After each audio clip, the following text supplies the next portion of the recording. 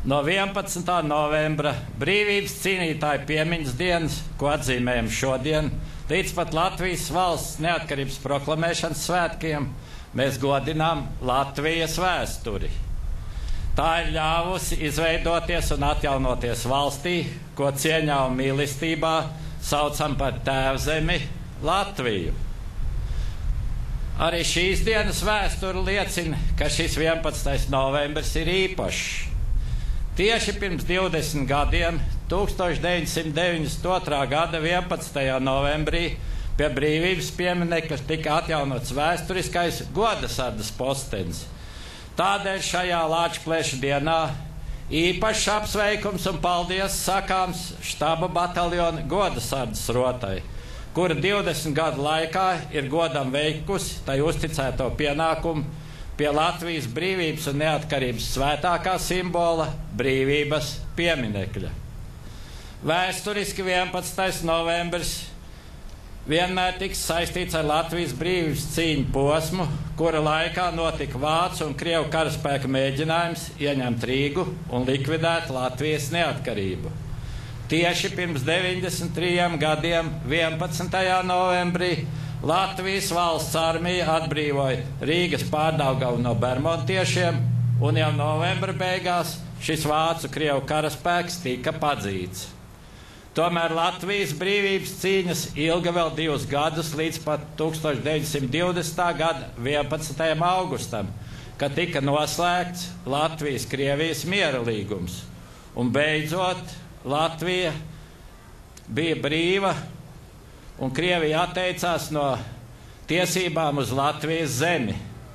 Diemžēl Latvijai viena gadsimta laikā pat 2 reizes ir nācies kļūt par 2 totalitāru lielvalstu kaujas lauku, samaksājot visaugstāko cenu valsts neatkarības zaudēšanu un tautas sadalīšanu karojošās frontēs, tāpēc kara rētas nav sadzījušas vēl šodien. Kritušo piemiņa ir svēta, tomēr nav un nevar būt pieņemama vēstures notikumu izmantošana politiskiem mērķiem. Diemžēl ar to saskaramies vēl joprojām. Esmu aicinājis un aicinu arī turpmāk 11. novembrī iedegt piemiņas svecītes visiem karavīriem, kas Latvijas valsts vārdā atdevuši savas dzīvības neatkarīgi no laika, kad tas noticis. Latvijas brīvības cīnītāju piemiņas diena ir īsti piemērota šai atcerēji. Godātie karavīri, tālajā 1919. gadā salīdzinoši nelielā Latvijas valsts armija ar ierobežotiem resursiem spēja sakaut skaitliski daudz lielāko un labāk bruņoto rietumu brīvprātīgo armiju. Toreiz viens no izšķirošajiem faktoriem bija latviešu karavīru drosme un varonīgums. Es ticu, ka arī šobrīd ikvienam, kas izvēlas karavīra gaitas, galvenais vadmotīvs ir apņēmība un griba aizsargāt savas valsts dārgāko vērtību – neatkarību. Dievs svētī Latviju! Parādes vienības! Līdzrādies! Vienā! Valsts himnu godam sveikt!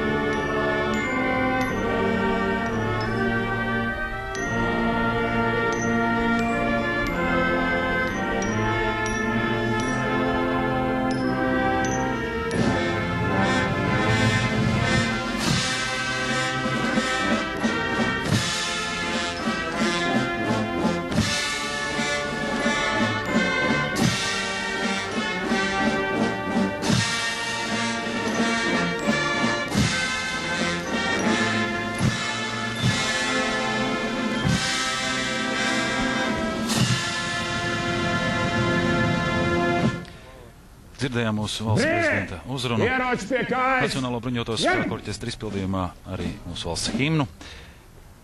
Nacionālo bruņoto spēku orķestra ceļi šogad veduši arī uz Gruziju, lai maijā kopā ar militāriem orķestriem no Turcijas, Igaunijas, Lietuvas, Polijas un Gruzijas piedalītos neatkarības dienai veltītajā parādē otrajā lielākajā Gruzijas pilsētā Kutaisi. Tūlīt arī sāksies Rīgas garnizona vienību militārā parāde. Parādes maršam!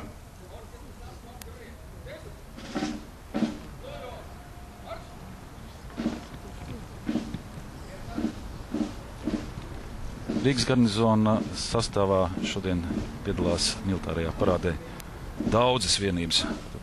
Arī Latvijas armijas karoga vads, štāba bataljons, Nacionālā aizsardzības akadēmija, 1. kājnieku bataljons, 2. kājnieku bataljons, jūras spēku flotile, gaisa spēku aviācijas bāze, zemes sardze. Šodien pārstāvēt arī valsts robežsardze, Karognesēja grupa taisni, tāpat valsts policija, valsts ugunsdrošības un glābšanas dienests. Jāpiemina arī, ka savu artavu gan šodien Lačplēša dienas parādē, gan 18. novembra parādē sniedz militārā policija, kas gan pašā parādē gājienā nepiedalās, bet veic savas funkcijas. Divlielnieku atstatē! Līdzināšanās uz kreiso! Ieroči plecā! Ņem! Soļās! Marš!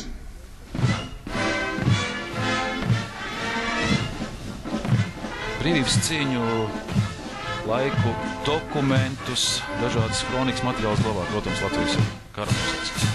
Cik jūs esat bagāti ar šiem vēstures materiāliem? Vai tos vēl joprojām cilvēki iegādā? Jā, cilvēki joprojām. Jā, tas dažreiz pat mūs pašus pārsteidz, ka šie materiāli cilvēkiem vēl ir saglabājušies. Jā, nesam diezgan aktīvi nesam un dāvinu muzejam šos materiālus gan par brīvības cīņām, gan par Latvijas armiju, gan par Pirmo karu, gan par Otro pasaules karu. Tā kā, var teikt, ka mēs esam diezgan bagāti ar šiem tā laika liecībām. Vai ir kaut kas tāds, tomēr, kas pietrūkst? Varbūt varam šobrīd izmantot iespēju un aicināt, ja kādam ir un vai to redzētu arī citi, ne tikai stāvēt mājās, kādā kalpiņā aprūpītē? Jā, ja kādam ir un kāds grib, tā sakot, lai šis te ieiet, viņa devums ieiet vēsturē, tad, protams, mēs esam laipni aicinām visus pie mums. Tā kā nāciet un esam vienmēr gatavi izlīdzēt jums ar jūsu ieiešanu vēsturē. Kā muzejam klājas? Vai ejat līdz laikam un attīstaties līdz modernajām tehnoloģijām? Es pats tikko biju arī muzejā, ir jauki izskatās, gaišas telpas un ekspozīcijas dažādas. Mēs cenšamies, protams, iet līdzi laikam. Protams, iešana līdzi laikam bez šaubām prasa arī zināms materiālos līdzekļus. Nerunāsim, jā, par to varbūt tās ne. Bet, teiksim, nākošais gadu mūsu muzejam gaidāms diezgan priecīgs notikums. Tas ir, mēs no jauna vērsim vaļā vienu no mūsu filiālēm, kas ir tieši saistīta ar atbrīvošanas cīņām. Tas ir Pulkveža Oskara Kalpaka piemiņas muzejs. Airītais, kas atrodas, tā ir Latvijas kara muzeja filiāli. Un Kalpaka piemiņas dienā, 6. martā, tātad būs jaunās ekspozīcijas atvēršana, kas ir muzejam liels notikums. Vēl tomēr atgriežoties pie Lačplēša kara ordeņa, es tā dzirdēju, ka nesen atrasts kāds dokuments, kas liecināja par to, ka varbūt Lačplēša kara ordeni varētu izsniegt kā apbalvojumu arī ne tikai līdz šim 27. gadam. Jā, mēs muzeja kolēģi ar šo dokumentu atraduši Latvijas valsts vēstures arhīvā, kas šo dokumentu liecina, ka iespējams ordenis varētu būt atjaunots arī potenciāli, iespējams kaut kādā kara darbībā, kas varbūt būtu bijusi Latvijas armijai Otrajā pasaules karā. Šie dokumenti liecina par to, ka ir domāts par Lačplēša kara ordeņa statūtu papildināšanu taisni attiecībā uz 30. gadu beigām. Bet tas bija tikai uzmetums? Tas bija tikai uzmetums, jo dzīvē tas netika realizēts.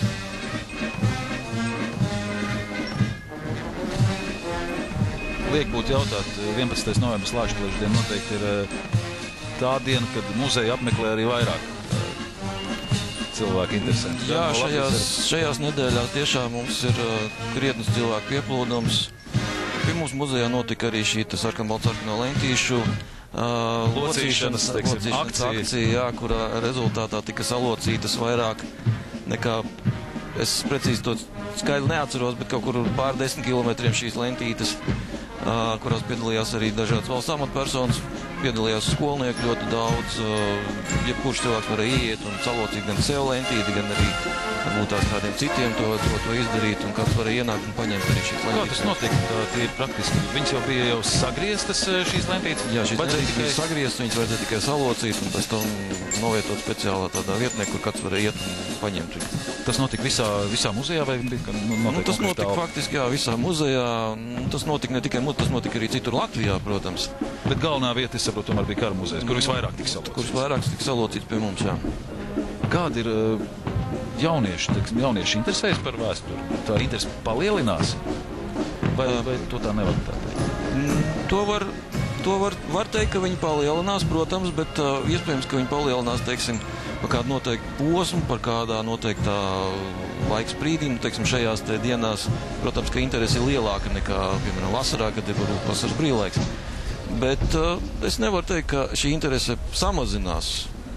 Ir jaunieši, kas aktīvi interesējas par vēsturi un aktīvi nodarbojās ar šo savu vēstures izpēti. Gan, tā sakot, valsts vēstures, gan arī varbūt tās savas dzimtas vēsturi, par savu apdzīvotās vietas vēsturi. Tā kā nāk pie mums interesanti un interesējās. Un, teikt, ka viņi ir Bez vēstures nav nākotnes. Bez vēstures nav nākotnes, protams. Jo tie, kas neatcerās vēsturi, tie nevar veidot pagātni. Nākotne. Nākotnē. Tieši tā.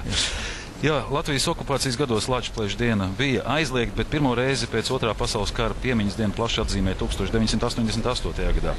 1991. gada 21. augustā 11. novembrī pasludināja par Lāčplēša dienu, kurā piemina brīvības cīņās kritušos karavīrus.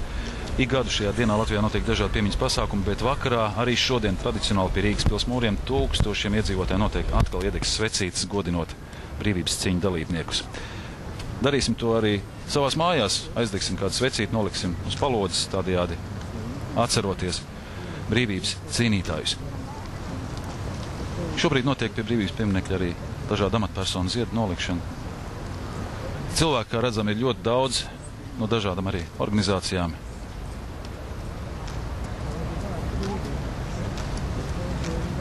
Kāds būtu tavs vēlējums, Juri, šodienai? Kas būtu jāatceras? Varbūt nebūsim patusīgi, jā, bet... Jā, protams, mēs varam būt patusīgi un aicināt bez šābām cilvēks nākt pie šeit Krastmalā un nolikt arī savu svecīti, bet tiešām varbūt tās arī tiem, kam nav iespēja atbraukt uz Rīgu un aiziet uz Krastmalu un pie pils mūra sienas nolikt šo svecīti, varbūt tās tiešām paņemiet svecīti, aizdedziniet, nolieciet logā un atcerieties karavīru, latviešu karavīru, gan tos, kas toreiz izcīnīja Latvijai brīvību, gan arī varbūt šodienas mūsu karavīrus, kas kādā no mūsu karavīru karstajiem punktiem, jā, tālu prom no dzimtenes. Jo, faktiski var teikt tā, ka šai Latvijas valstī mēs esam pateicīgi latviešu karavīram. Latviešu karavīrs izcīnīja šo te Latvijas valsti. Bez latviešu karavīru valsts nebūtu. Tikai pēc tam, kad latviešu karavīrs bija atbrīvojis Latvijas zemi, tikai tad Latvijas valsts atzina arī cita pasaule, un tikai tad šī valsts arī kļuva starptautiski atzīta un kļuva pa valsts būtībā. Diemžēl mums iztrūkst, var teikt, 50 gadu. Tā arī ir vēsture, ko arī mēs nedrīkstam aizmirst. Jā, protams, bet kā prezidenta kungs aicināja, tad šai dienai ir jākļūst par visu karavīru piemiņas dienu, neraugoties uz to, kurās armijās viņi cīnījās un kurās frontes pusēs. Šī vēsture mūs ir bijusi sadalījusi. Uz to jau arī iet, notiek dažādas tikšanās, notiek dažādas pārunas. Cerams, ka prezidenta misija iesāktā dos savu ārtavu. Jā, mēs arī ceram.